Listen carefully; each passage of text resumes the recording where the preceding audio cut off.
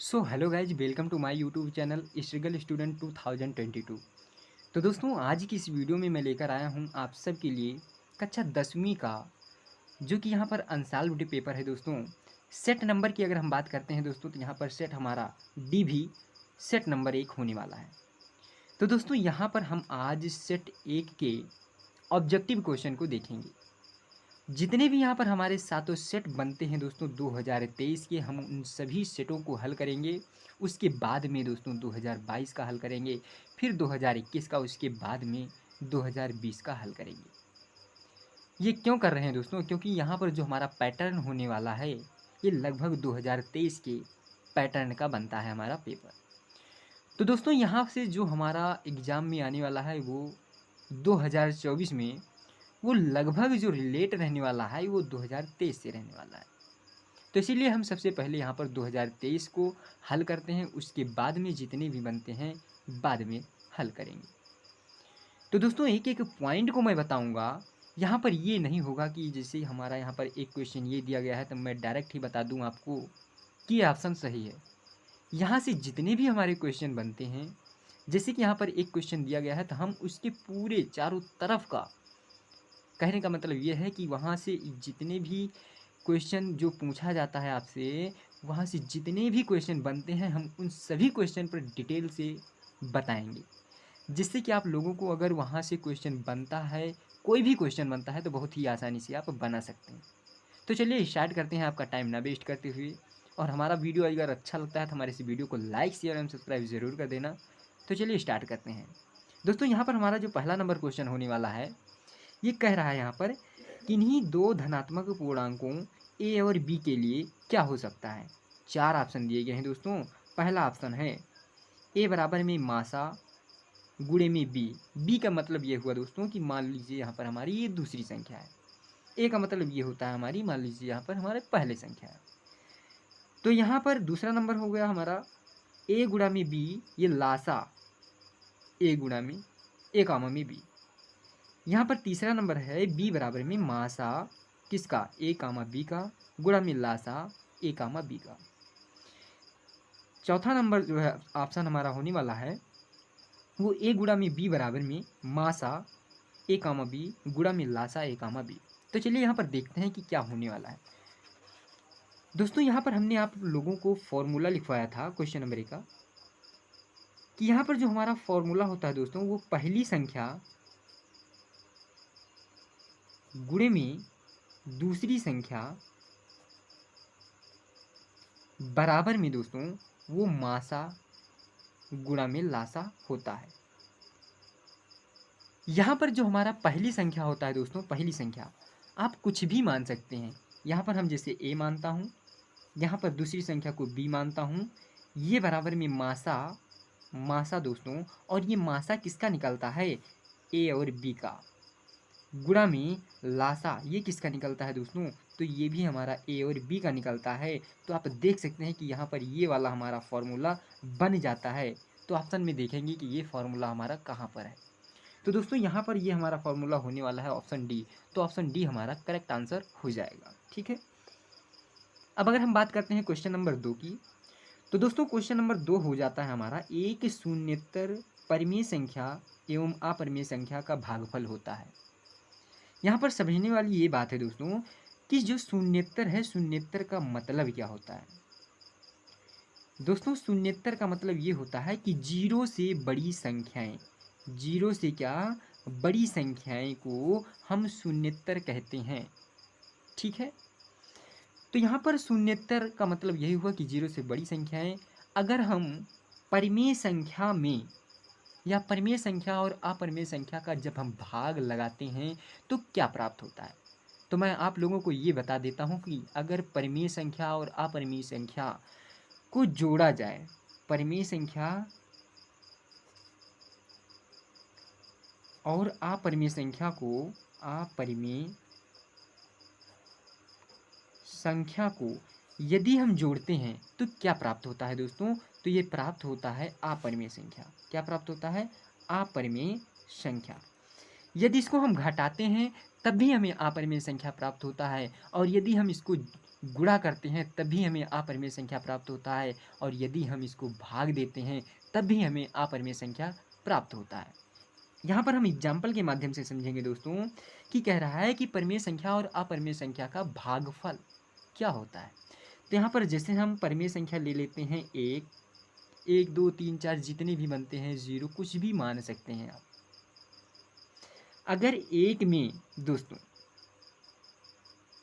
अगर हम अपरिमेय संख्या से भाग देते हैं, जैसे अपरिमेय संख्या का मतलब हुआ यहाँ पर हमारा √2, जो रूट में संख्याएं होती हैं जिसका मान आसानी से नहीं निकलता है, जिसका जो दशमलव प्रसार होता है वो बढ़ता जाता बढ़ता जाता है, अर्थात हम कह सकते हैं कि नॉन रिपीटेड जो हो जाते हैं, नॉन रिपीटेड जो हमारे अंक हो जाते हैं, संख्याएं हो जाती हैं, उन्हीं को हम अपरिमेय संख्या कहते हैं। इसका कहने का मतलब ये है कि वो संख्याएं भाग देने पर दोबारा नहीं प्राप्त होंगी, वो बढ़ती जाएंगी। जैसे यहाँ पर अगर हम बात करते हैं, जैसे यहाँ पर 1 0, फिर 1 डबल 0 1, फिर 1 डबल 0 ट्रिपल 0 1, फिर 4 बार 0 1, इस प्रकार से बढ़ती जाती है। पहले यहाँ पर 10 था, फिर 100 हुआ दोस्तों, फिर 1000, फिर 10,000 हुआ। इसी प्रकार से बढ़ती जाती हैं तो वो हमारी अपरिमेय संख्या होती है। ठीक है दोस्तों, तो यहाँ पर हमने एग्जाम्पल के माध्यम से आपको बताया कि अगर एक परिमेय संख्या है और अपरिमेय संख्या का भाग लगाना है तो क्या प्राप्त होगा दोस्तों, तो ये हमारा प्राप्त होगा अपरिमेय संख्या। ठीक है, आशा करते होंगे कि आप लोग अच्छे से इसे समझ लिए होंगे। अब हम बढ़ते हैं क्वेश्चन नंबर 3 की तरफ। यहाँ पर कौन सा हमारा ऑप्शन होगा दोस्तों, अपरिमेय संख्या। क्वेश्चन नंबर 3 दोस्तों कह रहा है हमारा कि यदि यम बराबर में 5 और यन बराबर में m प्लस में c1, तो √m² प्लस यन स्क्वायर का मान ज्ञात कीजिए, या मान होगा। तो दोस्तों यहाँ पर यम बराबर में कितना दिया गया है, यम बराबर में 5 दिया गया है, और यन बराबर में दोस्तों दिया गया है यम प्लस में 7, और जो हमसे पूछ रहा है दोस्तों वो पूछ रहा है यम स्क्वायर प्लस में यन स्क्वायर। ठीक है, तो यहाँ पर हम मान रखेंगे। सबसे पहले यम स्क्वायर यहाँ पर जो दिया गया है दोस्तों वो कितना दिया गया है, इसे ऐसे रहने दीजिए। अभी पहले यन स्क्वायर के स्थान पर हम इसको लिख सकते हैं, कितना, यम प्लस में 7 का स्क्वायर। ठीक है, स्क्वायर लगा है इसीलिए यहाँ पर हमने स्क्वायर लगा दिया। अब यहाँ पर हम मान रखेंगे दोस्तों, यम है तो यम का मान कितना है 5, तो 5 का स्क्वायर प्लस में यम का मान कितना है दोस्तों 5 प्लस में 7 का स्क्वायर, और इसे जब हल करेंगे दोस्तों तो 5 का वर्ग होगा 25, प्लस में 7 5 12, और 12 का जो वर्ग होगा दोस्तों वो 144 होगा। जब दोस्तों इसे हम जोड़ते हैं तो 5 4 9, 4 2 6 और 169 आ जाता है, और 169 दोस्तों ये हमारा 13 का वर्गमूल हो जाता है। तो यहाँ पर देखेंगे कि जो 13 हमारा आया है वो किस ऑप्शन में है। तो यहाँ पर 13 जो दिया गया है दोस्तों वो ऑप्शन सी में दिया गया है, तो यहाँ पर हमारा ऑप्शन सी जो हो जाएगा एकदम करेक्ट हो जाएगा। अब हम बढ़ते हैं क्वेश्चन नंबर 4 की तरफ। दोस्तों यहाँ पर हमारा जो क्वेश्चन नंबर 4 कह रहा है, किसी परिमेय संख्या के समतुल्य परिमेय संख्याएं होंगी। तो दोस्तों सबसे पहले ये मैं आप लोगों को बता देता हूं कि समतुल्य का मतलब क्या हुआ। दोस्तों जो देखने में एक जैसी हो, काट छांट करके वो एक जैसी दिखाई दी जाए, उसी को हम समतुल्य कहते हैं, अर्थात बराबर तुलना एक प्रकार से कह सकते हैं। कि समान दिखने वाले जो हमारे भिन्न हो जाती हैं या जो संख्याएं हो जाती हैं उसी को हम समतुल्य संख्याएं बोलते हैं। एग्जाम्पल के माध्यम से समझेंगे कि जैसे हमारा 1/4 हुआ, इसकी और कितनी हम समतुल्य संख्याएं लिख सकते हैं। तो यहाँ पर जैसे अगर हम इसमें 2 से गुणा कर दें, 1/4 में 2 से गुणा कर दें दोस्तों, तो ये कितना होगा 2/4 दूनी 8, और इसको हम फिर से काटें तो कितना आएगा 1/4 आएगा। तो देखने में ये एक जैसी है। तो आप एक बार इसमें 2 से गुणा कर सकते हैं, 3 से गुणा कर सकते हैं, 4 से गुणा कर सकते हैं, इसी प्रकार से बनाते जाएंगे और आपको अनेक प्रकार की संख्याएं मिलती हुई चली जाएंगी। तो आप क्या समझे यहाँ पर? आप ये समझे कि यहाँ पर जो समतुल्य परिमेय संख्या होती हैं, वो ना तो 1 होती हैं, ना तो 2 होती हैं और ना ही 3 होती हैं, बल्कि ये अनंत होती हैं, अनेक होती हैं, अपरिभाषित। तो यहाँ पर जो हमारा होने वाला है ऑप्शन डी, यही हमारा करेक्ट आंसर हो जाएगा। ठीक है दोस्तों, अब हम बढ़ते हैं क्वेश्चन नंबर 5 की तरफ। दोस्तों यहाँ पर जो हमारा क्वेश्चन नंबर 5 कह रहा है, वो कह रहा है a1x प्लस में b1y प्लस में c1 बराबर में 0 तथा a2x plus b2y plus c2 बराबर में 0 दो रैखिक समीकरण हैं। यदि a1 अपान a2 बराबर में b1 अपान b2 बराबर में c1 अपान c2 हो तो रेखाएं समांतर हैं, रेखाएं समपाती हैं, रेखाएं प्रतिच्छेद करती हैं या इनमें से कोई नहीं है दोस्तों। तो यहाँ पर मैं आप लोगों को थोड़ा ये जितनी भी हमारी यहाँ पर रेखाएं दिखाई दे रहे हैं उन सभी के बारे में आपको बता देते हैं। ठीक है दोस्तों, तो यहाँ पर हम नेक्स्ट पेज पर चलते हैं। जैसे दोस्तों यहाँ पर आप ये देखना कि जो हमारी समांतर रेखाएं होती हैं, कौन सी रेखाएं? समांतर रेखाएं। तो सबसे पहले हम यहाँ पर 3 प्रकार की रेखाएं होती हैं। यहाँ पर प्रतिच्छेदित रेखाएं, प्रतिच्छेदित रेखाएं। जो हमारा दूसरा हो जाता है दोस्तों, वो कौन सी रेखाएं हो जाती हैं? वो हो जाती हैं समांतर रेखाएं। कौन सी रेखाएं? समांतर रेखाएं। और जो हमारा तीसरा हो जाता है दोस्तों, वो हो जाता है समपाती रेखाएं। समपाती रेखाएं। ठीक है दोस्तों, जो हमारा प्रतिच्छेदित रेखाएं होती हैं दोस्तों, वो क्या होती हैं? यहाँ पर a1 अपान a2 ये बराबर नहीं होता है किसके भाई? b1 अपान b2 के। और जो यहाँ पर हमारी समांतर रेखाएं होती हैं दोस्तों, वो क्या होती हैं? वो a1 अपान a2 ये बराबर होती हैं b1 अपान b2, लेकिन ये बराबर किसके नहीं होती हैं? ये c1 अपान c2 के बराबर नहीं होती हैं। ठीक है दोस्तों, अगर हम बात करते हैं समपाती रेखाएं की, तो दोस्तों जो समपाती हमारी रेखाएं हो जाती हैं, वो समपाती रेखाएं होती हैं a1 अपान a2 बराबर में b1 अपान b2 और ये बराबर होती हैं किसके? c1 अपान c2 के। तो यहाँ से ये हमारी समपाती रेखाएं हो जाती हैं। तो क्या समझे आप यहाँ पर? यहाँ पर ये समझे कि ये जो हमारी प्रतिच्छेदित रेखाएं हो जाती हैं, उसे किस प्रकार से समझेंगे। मैं एक एक पॉइंट को आपको नोट कराता हूँ। तो दोस्तों यहाँ पर ये जो हमारा प्रतिच्छेदित रेखाएं हो जाती हैं, प्रतिच्छेदित रेखाएं, यहाँ पर अगर हम ग्राफ बनाते हैं तो यहाँ पर कुछ इस प्रकार से बनता है। मान लीजिए ये हमारा चतुर्थांश हुआ, तो ये चतुर्थांश हुआ, तो यहाँ पर ये रेखाएं, ये 2 रेखाएं मान लीजिए हम कुछ इस प्रकार से यहाँ पर खींच देते हैं ये। तो यहाँ पर ये जो बिंदु कट रहा है, तो ये बिंदु काट रहा है, इसको प्रतिच्छेद कर रहा है अर्थात काट रहा है। तो ये हमारी जो हो जाती है दोस्तों, ये प्रतिच्छेदित रेखाएं हो जाती हैं। ठीक है, अगर हम बात करते हैं दूसरी नंबर की समांतर रेखाएं की, तो जो समांतर रेखाएं हो जाती हैं यहाँ पर कुछ इस प्रकार से हो जाती हैं कि ये एक दूसरे को कभी भी नहीं काटती हैं। ये हमारी समांतर रेखाएं हो जाती हैं दोस्तों। अगर हम बात करते हैं दूसरे नंबर की समपाती रेखाएं, तो समपाती रेखाएं क्या होती हैं दोस्तों? यहाँ पर ये रेखाएं एक ही के ऊपर, जैसे यहाँ पर ये रेखाएं एक दे दिया गया और फिर इसी के ऊपर अगर ये रेखाएं जाती हैं तो वो हमारी रेखाएं समपाती रेखाएं हो जाती हैं। समझ गए होंगे। तो यहाँ पर ये रेखाएं डबल बार गई हुई हैं, इसीलिए यहाँ पर ये समपाती रेखाएं हो जाती हैं। तो अगर आपसे ये भी एग्जाम में पूछ सकता है दोस्तों कि जब प्रतिच्छेदित रेखाएं होती हैं अर्थात a1 अपान a2 बराबर ना हो b1 अपान b2 की, तो और क्या क्या हो सकती हैं? यहाँ से हल कितने निकल सकते हैं दोस्तों? तो यहाँ से केवल एक हल निकलेंगे। कितने? केवल एक हल होंगे। और यहाँ से समांतर रेखाएं से कोई हल नहीं निकलेगा। और अगर हम बात करते हैं समपाती रेखाएं से, तो समपाती रेखाएं से अनेक हल निकलेंगे। ठीक है दोस्तों, आशा करते होंगे कि ये आपको अच्छे से समझ में आ गया होगा।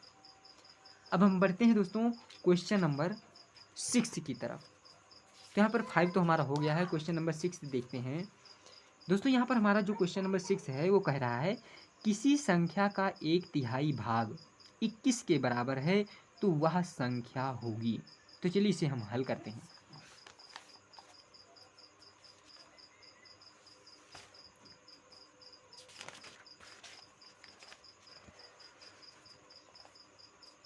दोस्तों यहाँ पर कह रहा है किसी संख्या का 1/3, तो हम मान लेते हैं यहाँ पर कि माना जो हमारा होगा वो संख्या बराबर में क्या होगा। तो माना जो संख्या बराबर में होगा यक्स, हमने इसे मान लिया। अब हम बात करने वाले हैं प्रश्नानुसार की। किसकी भाई? प्रश्नानुसार की बात करने वाले हैं। और प्रश्नानुसार में क्या होगा दोस्तों? कह रहा है किसी संख्या का 1/3।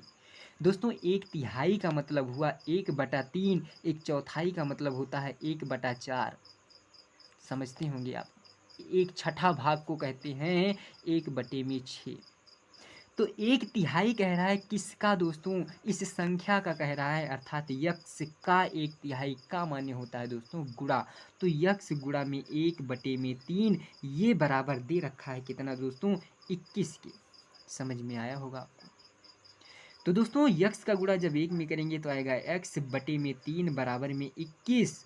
अगर यहाँ से दोस्तों इसके नीचे मान लो 1, तिर्यक गुणा करेंगे तो x एकम x बराबर में 21 का गुणा 3 में करेंगे तो 3 एकम 3 और 3 दूनी में 6। ये जो हमारी प्राप्त हुई x की वैल्यू, और यही x की वैल्यू हमारी संख्या है। अतः हम कह सकते हैं कि जो हमारी संख्या आई है वो किसके बराबर है दोस्तों? 63 के बराबर है। तो यहाँ पर हमारा जो 63 हुआ वो करेक्ट आंसर होगा। यहाँ पर हम देखेंगे कि हमारा ऑप्शन नंबर कौन सा होगा, तो ऑप्शन नंबर हमारा सी करेक्ट हो जाएगा। अब हम बात करने वाले हैं दोस्तों यहाँ पर क्वेश्चन नंबर 7 की। क्वेश्चन नंबर 7 कह रहा है दोस्तों कि एक्स स्क्वायर जो हमारा, यदि द्विघात समीकरण x square plus 2x minus P बराबर में 0 का एक मूल -2 हो तो पी का मान होगा। ठीक है दोस्तों, तो यहाँ पर जो हमारा समीकरण दिया गया है कौन सा? X square plus 2x minus P ये बराबर 0 के एक मूल हमें दिया गया है दोस्तों। ये जो मूल होता है ना दोस्तों, यही x का मान होता है। अर्थात x बराबर में कितना? -2। कहाँ पर रखने पर? यहाँ समीकरण में रखने पर। ठीक है दोस्तों, यहाँ पर जब हम रख देंगे तो हमारा p का मान निकल जाएगा। ठीक है दोस्तों, तो चलिए यहाँ पर रखते हैं। यहाँ पर होगा x के स्थान पर -2 का स्क्वायर प्लस में 2 गुणा में x के स्थान पर -2 माइनस पी बराबर में कितना दोस्तों? 0। दोस्तों जब 2 का स्क्वायर करेंगे तो होगा हमारा 4 और माइनस माइनस से हमारा क्या हो गया? प्लस। यहाँ पर देखो 2 दूनी 4, ये प्लस माइनस से माइनस, यहाँ पर भी 4 माइनस में p बराबर में 0, ये 4 से 4 कैंसिल, प्लस माइनस से दोस्तों। तो यहाँ पर माइनस p बराबर में कितना आया? 0, या हम कह सकते हैं इसको p बराबर में दोस्तों 0। तो यहाँ से जो हमारा आंसर निकल के आया है वो कितना आया है? p बराबर में 0। तो यहाँ पर जो हमारा ऑप्शन होने वाला है दोस्तों कौन सा? Option number A. अब हम बात करने वाले हैं दोस्तों क्वेश्चन नंबर 8 की। तो जो क्वेश्चन नंबर 8 कह रहा है, यहाँ पर कह रहा है दो त्रिभुजों के क्षेत्रफलों का अनुपात उनकी संगत भुजाओं के अनुपात के वर्ग के बराबर हो तो इनके त्रिभुज होंगे क्या होंगे? तो दोस्तों मैंने आपको पढ़ाया था कि यहाँ पर जो समरूप होता है, कौन सा समरूप? जो समरूप का क्षेत्रफल होता है त्रिभुज का, समरूप त्रिभुज का जो क्षेत्रफल होता है दोस्तों वो क्या होता है? क्षेत्रफलों का अनुपात। अर्थात दो त्रिभुजों के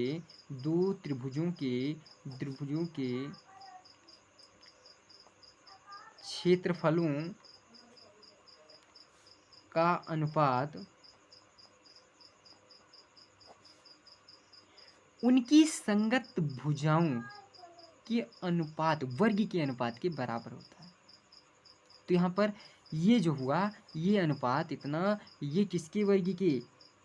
उनकी संगत भुजाएं, कुछ भी ले सकते हैं। जैसे यहाँ पर हमारा ये समरूप त्रिभुज हुआ तो इसे मानते हैं ए, इसे मानते हैं बी, इसे मानते हैं सी। ये दोस्तों ये बराबर किसके होता है? ये इसका अनुपात ये बराबर होता है कितना? ए बी बटे में ए सी का स्क्वायर। ये होता है उनकी संगत भुजाओं का अनुपात। ठीक है, आशा करते हैं कि आप अच्छे से समझ गए होंगे कि दो त्रिभुजों के क्षेत्रफलों का अनुपात जो होता है वो से इन त्रिभुजों के संगत भुजाओं के अनुपात के बराबर होता है, संगत भुजाओं के वर्ग के अनुपात के बराबर होता है। तो यहाँ पर ऑप्शन हमारा कौन सा होने वाला है दोस्तों? ऑप्शन नंबर सी होने वाला है।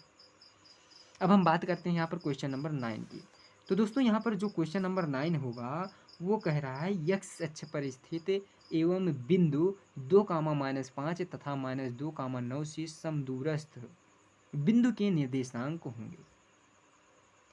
तो दोस्तों अगर हम बात करते हैं यक्स अक्ष की, तो ध्यान से देखना कि यहाँ पर ये हमारा होता है दोस्तों यक्स अक्ष, और ये जो हमारा होता है दोस्तों ये होता है वाई अक्ष।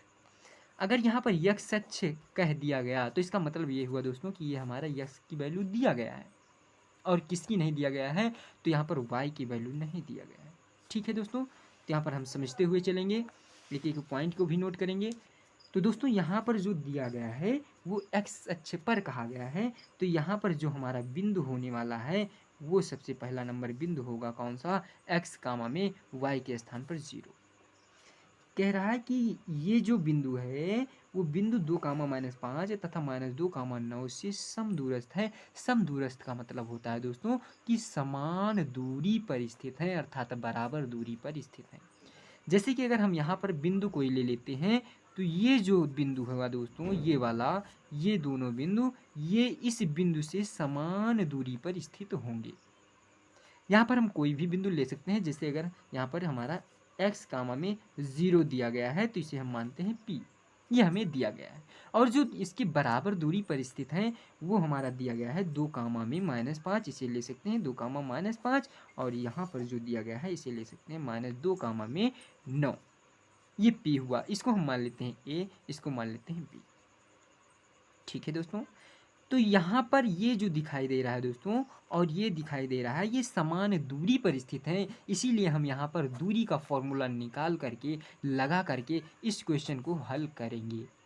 तो चलिए हल करते हैं।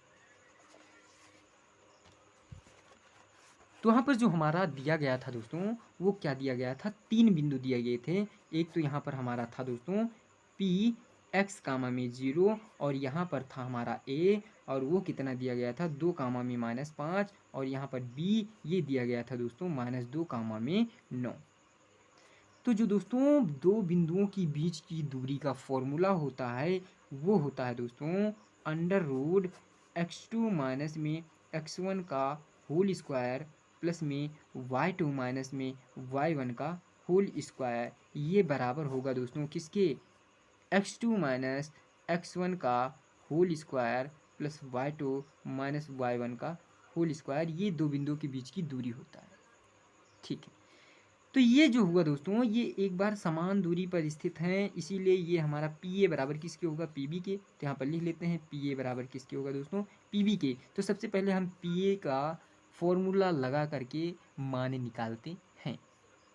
तो यहाँ पर x2 माइनस x1, तो आप चाहे इसको x1 मान लो, इसको मान लो, कोई को भी आप मान सकते हैं। ठीक है, तो चलिए हम यहाँ पर सबसे पहले जो मानेंगे इसको x1 मान लेते हैं, इसको y1 मान लेते हैं, इसको x2 मान लेते हैं और इसको y2 मान लेते हैं। तो यहाँ पर सबसे पहले हम पी ए वाले को देखेंगे। कह रहा है क्वेश्चन x2 माइनस x1 का होल स्क्वायर, तो x2 के स्थान पर दोस्तों x और माइनस x1 के स्थान पर है 2, तो x माइनस 2 का होल स्क्वायर प्लस में y2 कितना है दोस्तों, तो 0, माइनस में y1 कितना है तो -5, और माइनस यहाँ से पहले पर रखा है तो यहाँ पर माइनस माइनस प्लस हो जाएगा और 5 का स्क्वायर, ये बराबर होगा दोस्तों किसके, पीबी वाले के। तो फिर से यहाँ पर हम करेंगे, अब की बार हमारा x1 ये बनेगा, y1 ये बनेगा। तो यहाँ पर x2 माइनस x1 मतलब x माइनस में x1 कितना है -2, तो माइनस माइनस प्लस में 2 का होल स्क्वायर प्लस y2 कितना है दोस्तों, तो y2 हमारा दिया गया है 0, माइनस में y1 कितना दिया गया है, तो y1 दिया गया है 9 का होल स्क्वायर।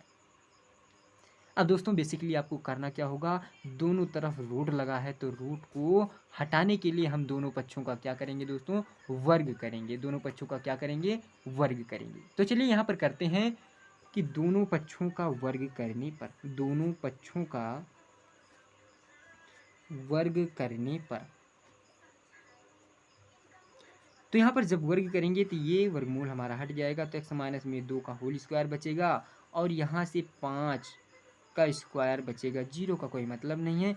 यहाँ पर बचेगा दोस्तों x प्लस 2 का होल स्क्वायर प्लस में -9 का होल स्क्वायर। अब इसको हम हल करते हैं, हल करेंगे दोस्तों तो यहाँ पर हमारा बनेगा ए माइनस बी का होल स्क्वायर। और क्या होता है दोस्तों, A square plus B square minus 2ab। तो यहाँ पर X square plus B square मतलब 2 का स्क्वायर कितना 4 माइनस 2ab। तो 2 गुणा में ए के स्थान पर एक्स और बी के स्थान पर 2 प्लस में 5 का स्क्वायर दोस्तों 25। ये बराबर होगा ए प्लस बी का होल स्क्वायर, यहाँ पर लगाएंगे एक्स स्क्वायर प्लस में 2 का स्क्वायर करेंगे तो 4 प्लस में 2ab। तो 2 गुणा में एक्स गुणा में 2 प्लस 9 का वर्ग करेंगे दोस्तों तो 81, क्योंकि माइनस माइनस प्लस हो जाएगा। ठीक है, यहाँ पर एक्स स्क्वायर है, यहाँ पर एक्स स्क्वायर है, तो इसे ख़त्म सिंह कर दो। क्या बचने वाला है, यहाँ पर देखो प्लस 4 है, यहाँ पर प्लस 4 है, इसे भी ख़त्म कर दो। यहाँ पर देखो 2 दूनी 4 यक्स अर्थात माइनस 4 यक्स प्लस 25 बराबर में कितना दोस्तों 2 दूनी 4 यक्स प्लस में कितना 81। तो दोस्तों 4 यक्स यहाँ पर देखो ये माइनस में है, इसको उधर ले जाओ। तो जब उधर ले जाएंगे इन सब को उधर ले जाओ तो 4 यक्स इधर देखो बच्चों, यहाँ पर ये माइनस में है, उधर जाएगा तो कितने होगा प्लस में। यहाँ पर प्लस 81 दिया गया है, इनको पकड़ कर इधर लाओ तो ये प्लस में है, इधर क्या हो जाएगा माइनस में। ये बराबर किसकी होगा दोस्तों 0 की। अब इसे हम हल करेंगे तो दोस्तों 4 4 कितना होगा 8 यक्स प्लस में यहाँ पर एक प्लस एक माइनस है, तो संख्याएं क्या होंगी घटेंगी। तो घटाइए यहाँ पर देखिए 11 में से 5 गया 6, यहाँ पर 7 बचा, 7 में से 2 गया कितना 5, ये बराबर 0 को होगा। और 8 यक्स बराबर में ये 56 उधर जाएगा तो माइनस में 56 काट दो तो दोस्तों यक्स बराबर में माइनस 8 सत्ते 56, यक्स बराबर में माइनस 7 आया दोस्तों। तो अगर हम बिंदु की बात करते हैं तो बिंदु क्या निकल के रहा है हमारा, बिंदु दोस्तों हमारा x कामा 0 था और यहाँ पर हमारा x का मान आया है -7, तो -7 कामा हमारा 0, यही करेक्ट आंसर हो जाएगा। तो यहाँ पर दोस्तों हम देखते हैं कि ऑप्शन नंबर कौन सा हमारा सही है। तो ऑप्शन नंबर यहाँ पर हमारा होने वाला है ऑप्शन बी। तो ऑप्शन बी हमारा करेक्ट आंसर हो जाता है। अब दोस्तों यहाँ पर हम क्वेश्चन नंबर 10 को देखेंगे। तो क्वेश्चन नंबर 10 जो हमारा कह रहा है, क्या कह रहा है कि त्रिभुज ABC एक समद्विबाहु त्रिभुज है। समद्विबाहु मीन्स जिसकी समान दो भुजा बराबर हो, जिसकी दो भुजा क्या हो बराबर हो, उसे हम समद्विबाहु त्रिभुज कहते हैं। तो यहाँ पर हम बना लेते हैं समद्विबाहु त्रिभुज। आप किसी भी प्रकार से बना सकते हैं, इस प्रकार से किसी भी प्रकार से आप बना सकते हैं जिसकी दो समान भुजाएं हों। बस मान लो हम यहाँ पर ए, यहाँ पर बी, यहाँ पर सी दे देते हैं। ठीक है, तो दोस्तों यहाँ पर जो दिया गया है ये जिसमें ए बी बराबर में ए सी कह रहा है, ये वाला किसके बराबर है इसके बराबर है। ठीक, तो दोस्तों अगर यहाँ पर जो समद्विबाहु दिया गया है, यहाँ पर दिया गया है क्या ए बी बराबर में ए सी, तो ये जो सम्मुख भुजाएं हैं उनके सामने के कोण आपस में क्या होते हैं दोस्तों बराबर होते हैं। उनके संगत भुजाएं क्या होती हैं, जिसकी संगत भुजाएं, जिसकी दो भुजाएं बराबर होती हैं उसके संगत कोण भी आपस में क्या होते हैं बराबर होते हैं। तो अगर हम यहाँ पर बात करने वाले हैं कि ए बी भुजा की, तो ए बी के सामने कौन सा कोण है दोस्तों, तो आप कहेंगे कोण सी। हम पूछेंगे यहाँ पर ए सी के सामने कौन सा है कोण दोस्तों, तो आप कहेंगे कितना कोण बी। तो यहाँ पर आपने देखा कि कोण सी बराबर कोण बी, और इसी को हम लिख सकते हैं दोस्तों कोण बी बराबर में या कोण सी। तो यहाँ पर कोण बी बराबर कोण सी आया है, तो हम देखेंगे कि कोण बी बराबर कोण सी किस ऑप्शन में है। तो यहाँ पर आप देख सकते हैं कि ऑप्शन नंबर सी हमारा करेक्ट हो जाता है।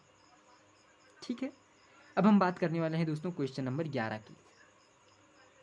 तो दोस्तों यहाँ पर हमारा क्वेश्चन नंबर 11 कह रहा है कि त्रिभुज ABC में ए बी बराबर में 6√3 सेंटीमीटर, ए सी बराबर में 12 सेंटीमीटर और बी सी बराबर में 6 सेंटीमीटर है, तो कोण बी होगा क्या होगा। तो यहाँ पर ध्यान से देखिए, त्रिभुज अगर हम बनाते हैं तो क्या होगा समकोण त्रिभुज, ये मान लो ए, ये मान लो बी, ये मान लो सी। ठीक है, अगर हम यहाँ पर बात करते हैं ए बी बराबर में कितना होगा, तो ए बी बराबर में दोस्तों होगा 6√3। ए सी बराबर में क्या होगा, तो ए सी बराबर में है दोस्तों 12 सेंटीमीटर। बी सी बराबर में क्या होगा, तो बी सी बराबर में 6 सेंटीमीटर। अगर यहाँ पर हम देखें तो ये समकोण त्रिभुज बना है, और समकोण त्रिभुज में दोस्तों एक हमारा थ्योरम होता है, समकोण त्रिभुज ए बी सी में ये हमारा एक पाइथागोरस प्रमेय होता है, पाइथागोरस प्रमेय से क्या होगा दोस्तों कि कर्ण का स्क्वायर अर्थात AC का स्क्वायर बराबर में AB का स्क्वायर प्लस में BC का स्क्वायर। ठीक है, तो AC का स्क्वायर कितना हो जाएगा दोस्तों, ये 12 का स्क्वायर, ये बराबर में होगा AB कितना है 6√3 का स्क्वायर और प्लस में BC कितना है दोस्तों वो 6 का स्क्वायर। तो 12 144 बराबर में दोस्तों 6√3 का स्क्वायर करेंगे कितना होगा 6 का स्क्वायर 36 और 3 का स्क्वायर अर्थात 36 गुणे में √3 का 3 होगा प्लस में 6 छंग 36 ये भी होगा। तो 144 बराबर में क्या होगा 3 छक्के 18 और 3 त्रिका 9 9 एक 10 प्लस में 36। तो 144 बराबर में क्या होने वाला है 144 बराबर में होने वाला है दोस्तों किसके 8 6 14 और 3 1 4 144 बराबर होगा दोस्तों 144 की। तो यहाँ पर आपने देखा कि ये जो कर्ण है ये कर्ण के बराबर कौन सा आया है, ये लंब वाला और आधार वाला आया है। तो यहाँ पर जब कर्ण के बराबर लंब और आधार वाला आ जाता है तो हम कह सकते हैं कि ये हमारा समकोणी त्रिभुज है, 100% समकोणी त्रिभुज है। क्योंकि अगर और कोई त्रिभुज होता तो ये कर्ण का बराबर जो कर्ण का स्क्वायर बराबर में होता है लंब का स्क्वायर धन आधार का स्क्वायर, ये हमारा आपस में बराबर नहीं आता। और जब ये बराबर आ गया है तो हम कह सकते हैं दोस्तों कि यहाँ पर जो हमारा कोण होगा कोण वो कितनी डिग्री का होगा दोस्तों, तो कोण हमारा 90 डिग्री का होगा। यही हमारा करेक्ट आंसर हो जाएगा। कितनी डिग्री का 90 डिग्री का। ठीक है दोस्तों, अब हम बढ़ते हैं क्वेश्चन नंबर 12 की तरफ।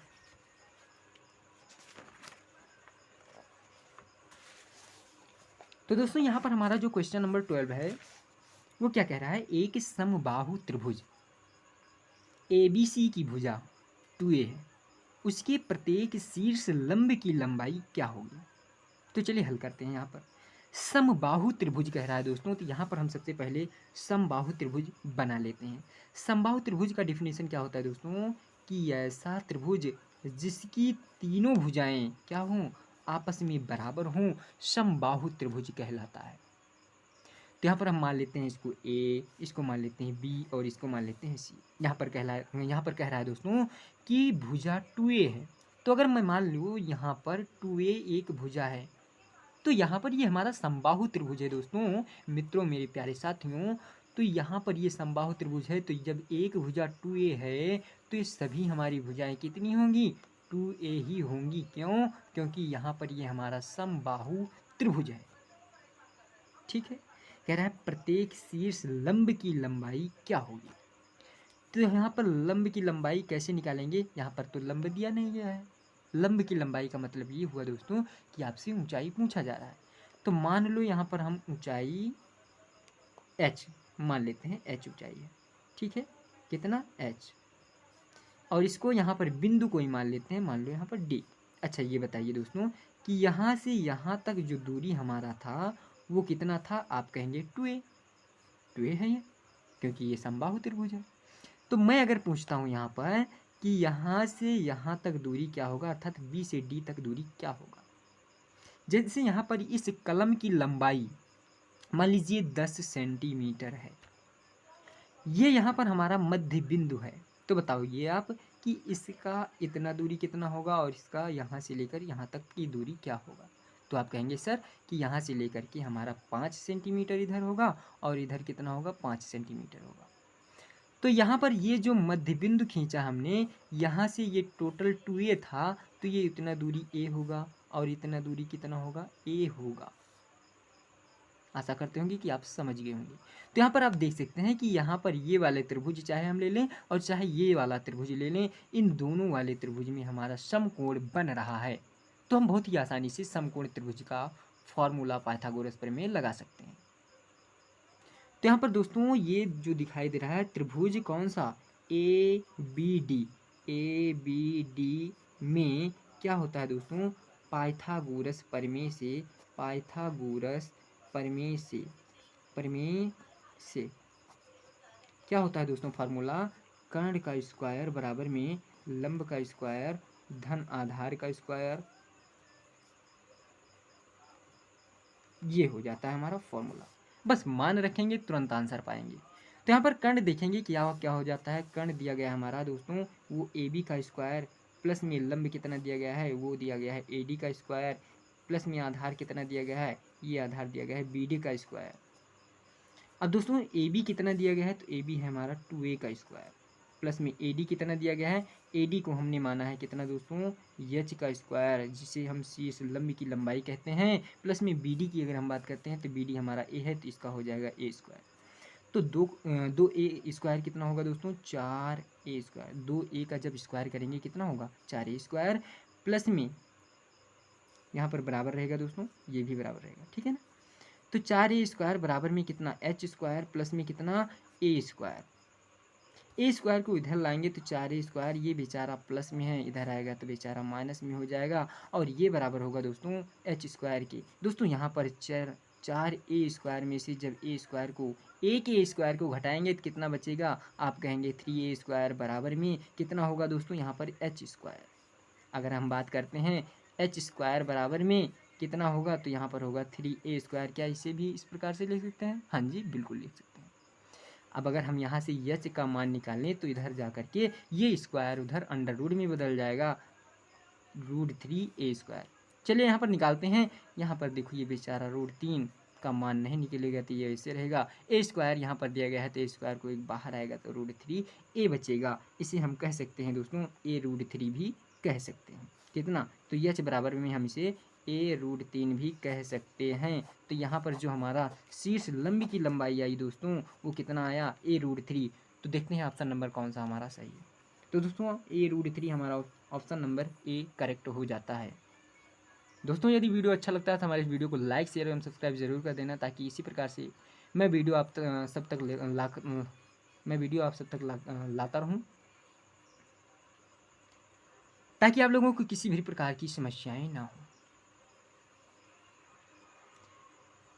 तो चलिए अब हम यहाँ पर स्टार्ट करते हैं। तो चलिए यहाँ पर अब हम हल करते हैं क्वेश्चन नंबर 13 को। यहाँ पर दोस्तों क्वेश्चन नंबर हमारा 13 है, साइन ए बराबर में, साइन ए ये बराबर में है काश। तो ए का मान पूछ रहा है, किसका, ए का मान पूछ रहा है, क्या होगा, ठीक है। तो यहाँ पर अगर हम इसमें 1 से गुणा कर दें तो कोई इफेक्ट पड़ेगा, आप कहेंगे नहीं सर। देखिए साइन ए का से यहाँ पर गुणा में है, इधर आएगा तो किस में होगा बच्चों, भाग में, ये बराबर 1 की होगा। साइन अपान कास क्या होता है दोस्तों, तो tan ए होता है, ये बराबर 1 में। दोस्तों tan ए बराबर में 1 को हम लिख सकते हैं tan 1 किसका मान है, 45 अंश का मान है। किसका, tan 45 अंश का मान है। तो tan से tan कट जाएगा दोस्तों, ए बराबर में कितना बचेगा, 45 डिग्री। यही मेरे सवाल का दोस्तों सही जवाब हो जाता है। क्या आपको समझ में आया, ठीक है। अब हम बात करने वाले हैं क्वेश्चन नंबर 14 की। तो क्वेश्चन नंबर 14 है, ए बराबर में कितना दोस्तों, ए बराबर में 30 डिग्री। तो 1 प्लस में tan स्क्वायर ए अपान 1 प्लस काट स्क्वायर ए का मान क्या होगा। तो हल करते हैं। यहाँ पर ए का मान रखते हैं तो 1 प्लस में tan स्क्वायर ए कितना है दोस्तों, तो ए है हमारा 30 बटे में 1 प्लस काट स्क्वायर ए का मान है 30। तो दोस्तों 1 प्लस में tan स्क्वायर 30 है, तो tan 30 अंश का मान जो हो जाता है 1/√3 हो जाता है। स्क्वायर लगा है तो यहाँ पर स्क्वायर लगाएंगे, बटे में 1 प्लस काट 30 अंश का मान दोस्तों √3 हो जाता है, तो √3 का स्क्वायर हो जाएगा। अब इसे हम हल करेंगे तो क्या होगा दोस्तों, 1 प्लस में 1/√3 का स्क्वायर करेंगे 3 बटे में 1 प्लस में √3 का स्क्वायर करेंगे तो 3। इसे जब हल करेंगे तो 3 एकम 3, 3 एक 4, 4 बटे में 3 बटे में 4। देखिए यहाँ पर इसका हर ये दिया गया है, लेकिन इसका हर नहीं दिया गया है, तो यहाँ पर हर मान लेंगे, तिरछा गुणा करेंगे, अंदर अंदर और बाहर बाहर गुणा करेंगे। तो 4 एकम 4 हुआ, बटे में 3 चौके 12, तो 4 तियाँ 12। तो यहाँ से जो हमारा निकल कर आया दोस्तों वो कितना निकल कर आया, यहाँ से हमारा निकल कर आया है, मान सकते हैं यहाँ पर 1/3। यही हमारा करेक्ट आंसर हो जाता है, 1/3, ठीक है। तो 1/3 कहाँ पर है दोस्तों, तो 1/3 हमारा ऑप्शन नंबर डी है, तो यही करेक्ट हो जाएगा। अब हम बढ़ते हैं क्वेश्चन नंबर 15 की तरफ।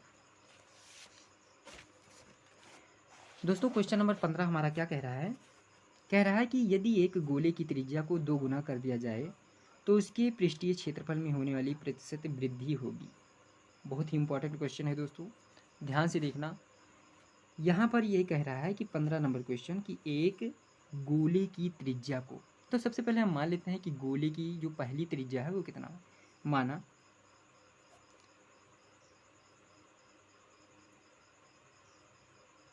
एक गोले की त्रिज्या को 2 गुना कर दिया जाए। गोले की त्रिज्या, माना गोले की त्रिज्या कितना मान लेते हैं यहाँ पर दोस्तों, स्मॉल आर है, ठीक है।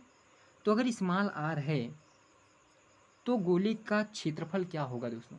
तो गोले का जो क्षेत्रफल होगा क्या होगा, गोले का पृष्ठीय क्षेत्रफल, पृष्ठीय क्षेत्रफल वो कितना होगा, वो होता है 4πr², ये हो जाता है, ठीक है दोस्तों।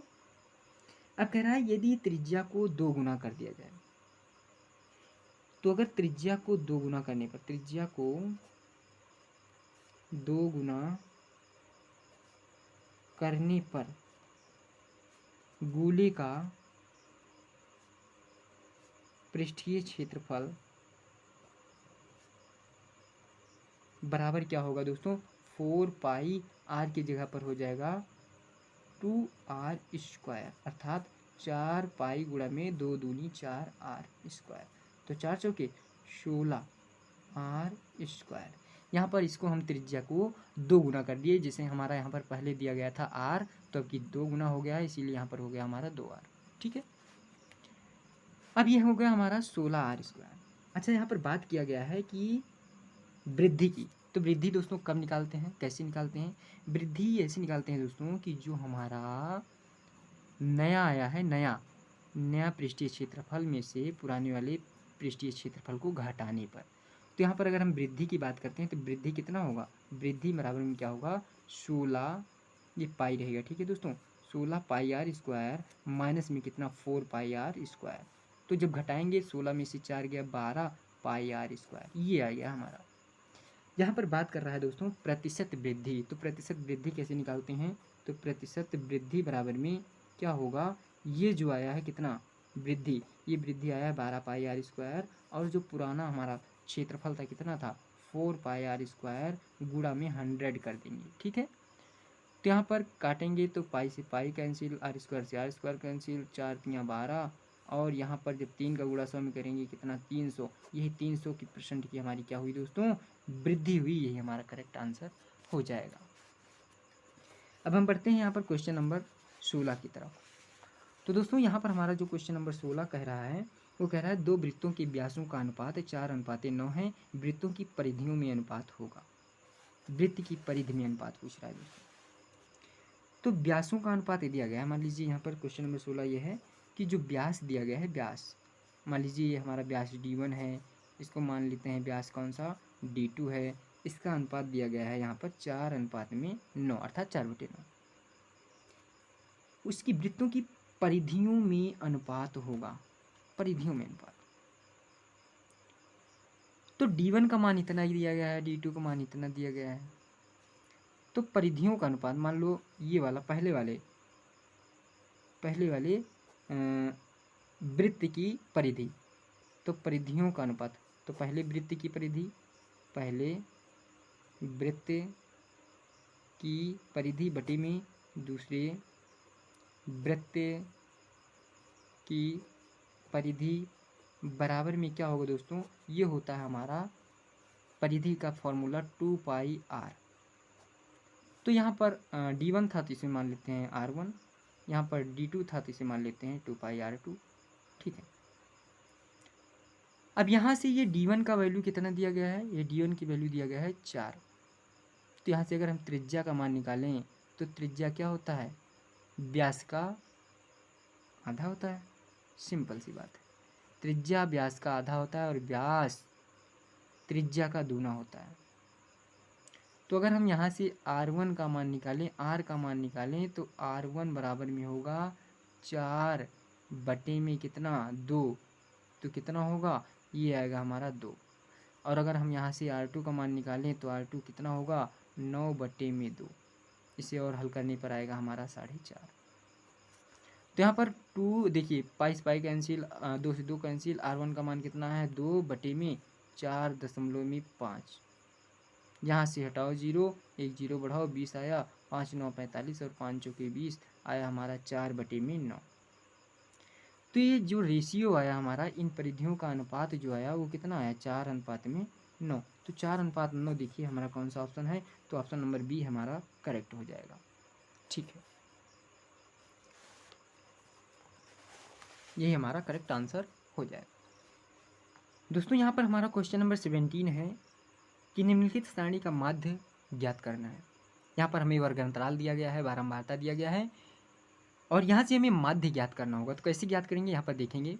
सबसे पहले हमने यहाँ पर वर्ग अंतराल को लिख रखा है, बारंबारता को लिखना है, क्या होगा 3 फिर 1 है, फिर कितना है दोस्तों 5 है, फिर 4 है, उसके बाद में 7 है।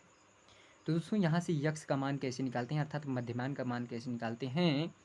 ये जो वर्ग अंतराल दिया गया है इन दोनों के बीच का हिस्सा, अर्थात इन दोनों को जोड़ो, उसके बाद में 2 से भाग दो। तो 2 और 0 जोड़ेंगे तो 2 आएगा, 2 में 2 से भाग देंगे तो 1 आएगा, अर्थात इसका आधा होना चाहिए। जैसे 4 और 2 6, 6 का आधा कितना 3, 6 4 10, 10 का आधा कितना 5, 8 6 14 का आधा कितना 7, 10 8 18 का आधा कितना 9। अब ये तो हो गया। अब यहाँ पर हमें f में यक्स भी निकालना होगा, अभी पता चलेगा क्यों। तो यहाँ पर निकालेंगे दोस्तों यफ इंटू में यक्स, अर्थात इसका गुणा करेंगे, कितना होगा 3 एकम 3, 3 एकम 3, 5 पच्चीस 25 और 4 सत्ते 28, 9 सत्ते 63। ये कितना आया, इसे हम जोड़ेंगे, उसके बाद में पता चलेगा कि कितना आएगा। 8 3 11, 11 5 16, 16 और 6 कितना 22। तो 2 2 4 6 10 और 10 से 2 12, ये 122 आ गया। और अगर हम इसको जोड़ते हैं तो कितना आता है, तो 3 1 4 5 9 9 4 13 7 20, ये 20 आता है, कितना 20। तो मान लो ये योग हुआ, तो योग सिग्मा से डिनोट करते हैं, सिग्मा एफ बराबर में इतना आया। और ये आया है कितना, ये सिग्मा एफ एक्स का मान है, किसका सिग्मा एफ एक्स का। तो यहाँ पर जो फॉर्मूला होता है दोस्तों वो माध्य बराबर में होता है, माध्य बराबर में सिग्मा एफ एक्स बटे में कितना सिग्मा एफ। तो सिग्मा एफ एक्स का मान कितना है 122 बटे में कितना 20। तो यहाँ पर अगर हम भाग देंगे तो 20 से, तो 20 छक्का 120, बचा 2 दशमलव बढ़ाएंगे तो फिर 0 बढ़ेगा 20 आएगा, तो 20 एकम में 20 अर्थात 6.1 हमारा करेक्ट आंसर हो जाएगा। दोस्तों यहाँ पर हमारा क्वेश्चन नंबर 18 है, किसी बारंबारता बंटन का माध्य, माध्य दिया गया है कितना 24.1, बहुलक दिया गया है 28, उसका माध्य ज्ञात करना है। तो दोस्तों एक फॉर्मूला होता है हमारा, 18 नंबर क्वेश्चन है, ये होता है बहुलक बराबर में, बहुलक ये बराबर होता है 3 माध्यक, 3 माध्यक, ये मोस्ट टाइम पे है क्वेश्चन दोस्तों 2024 के लिए, ये मोस्ट टाइम पे है। तो 3 माध्यक, ये 3 है दोस्तों, 3 गुणा में माध्यक माइनस में 2 माध्य, ये फॉर्मूला हो जाता है। तो मान रख दो सबसे पहले यहाँ पर जो माध्यक दिया गया है वो कितना दिया गया है, यहाँ पर माध्यक दिया गया है दोस्तों 24.1, ये माध्य दिया गया है। तो माध्य कहाँ है यहाँ पर, तो -2 गुणा में माध्य का मान कितना है 24.1, बहुलक कितना है 28, हमें माध्यक ज्ञात करना है, तो 3 गुणे में माध्यक हम इसे ऐसे लिख लेंगे। ठीक है, अब यहाँ पर इसे हल करेंगे तो ये है हमारा 28 बराबर में 3 गुणा में माध्यक, तो 3 गुणा में माध्यक होगा और माइनस, जब इसका हम गुणा करेंगे तो 2 एकम 2, 2 चौके 8, 2 दूनी 4, ये आएगा 48.2, इधर लाएंगे तो ये प्लस में हो जाएगा 48.2 बराबर में 3 माध्यक। ठीक है, इसे जब जोड़ेंगे तो 8 8 16 और 4 2 6 1 7.2, ये 3 इधर गुणा में है, इधर आएगा तो किस में होगा भाग में, ये बराबर में होगा माध्यक के दोस्तों, किसके माध्यक के। जब इसे काटेंगे तो 3 दूनी 6, 1 बचेगा, 3 पच्चीस 15, 1 बचेगा, 3 चौके 12 अर्थात 25.4, जो 25.4 होगा यही हमारा माध्यक हो जाएगा दोस्तों। तो माध्यक बराबर में कितना 25.4, यही हमारा करेक्ट आंसर हो जाएगा। तो देखते हैं यहाँ पर कौन सा ऑप्शन सही है, तो ऑप्शन नंबर सी हमारा करेक्ट हो जाएगा। अब हम हल करते हैं क्वेश्चन नंबर 19 को। क्वेश्चन नंबर 19 है दोस्तों कि निम्नलिखित बारंबारता बंटन में बहुलक वर्ग होगा। तो आप यहाँ पर देख सकते हैं कि जो सबसे ज़्यादा है बारंबारता किस में दिखाई दे रहा है, इस वाले में 23। तो 23 वाले का जो हमारा वर्ग अंतराल होगा कौन सा होगा यहाँ पर 20 से 30, तो यही हमारा 20 से 30 करेक्ट आंसर हो जाएगा। यहाँ पर माध्य, क्वेश्चन नंबर 20 है, माध्य माध्यक एवं बहुलक के बीच संबंध होगा। तो मैंने आपको अभी जस्ट बताया है, माध्य माध्यक और बहुलक का फॉर्मूला होता है बहुलक बराबर में 3 माध्यक माइनस 2 माध्य। तो यहाँ पर देखिए 3 माध्यक, बहुलक बराबर में 3 माध्यक माइनस में 2 माध्य, अर्थात ऑप्शन नंबर बी ये हमारा करेक्ट हो जाता है। तो ये हमारा 20 ऑब्जेक्टिव क्वेश्चन हो गए दोस्तों, जो कि मैंने आप लोगों को बहुत ही अच्छे तरीके से बताया है। यदि हमारा वीडियो अच्छा लगा तो हमारे इस वीडियो को लाइक शेयर एवं सब्सक्राइब ज़रूर कर देना। और दोस्तों मैं इसी प्रकार से वीडियो लेकर आता रहूँगा, जिससे कि आप लोगों को किसी भी प्रकार की समस्या ना हो। तो चलिए अब मिलते हैं नेक्स्ट वीडियो में, तब तक के लिए जय हिंद, वंदे मातरम।